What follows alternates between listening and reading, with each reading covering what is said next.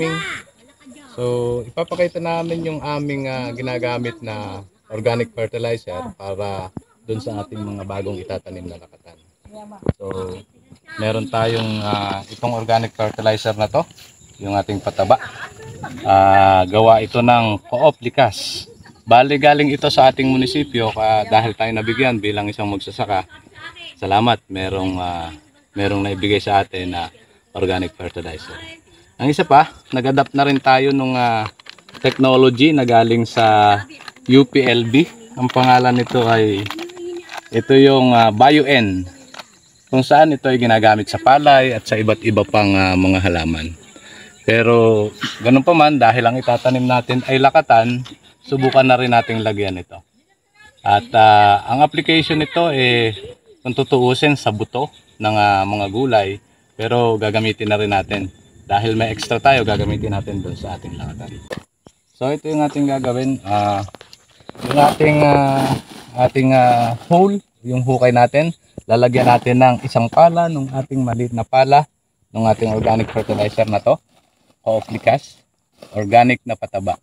And then after nun, lalagyan din natin ng mycobam, kung saan ito yung mycorrhizal inoculant, para nang sa ganon ay dun sa ugat niya, para mas maganda yung absorption, at magsisilbi na rin ito na katulong ng ating halaman para siya ay gumanda at ma-absorb yung mga kailangang nutrients. So ito ay applicable lalo't higit sa mga fruit trees, katulad nito na ating lakatan sa ating pagtatanim. At ang application na nakalagay dito ay kalahating tansan ng ating mga soft drinks. Kaya lang gumawa na lang tayo ng ating pansukat na panlagay para i-estimate na lang natin. So yun lang naman yung kalimitang ginagawa doon sa bukid. At ito, lalagyan na natin. Meron na siyang isang pala ng ating pataba. Then lalagyan pa natin ng mycobam. Ayun, natapon.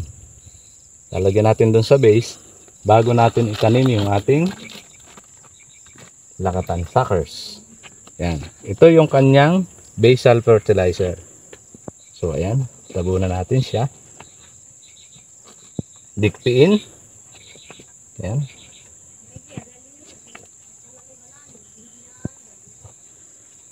At pasisigurado natin na magiging maganda yung ating halaman dahil ibinigay natin yung basal fertilizer at yung magandang preparation dito sa area. Kung mapapansin nyo, ito ay pinagtaniman namin ng sitaw, na after ng sitaw ay nilalagyan naman namin ng ating lakatan para sa ganon hindi mabakante yung ating lupa at patuloy ng ating mapakinabangan. Yun yung ginagawa natin sa ngayon. Kaya yun lang, sana may natutunan kayo sa i-share ko. Maraming salamat and happy farming!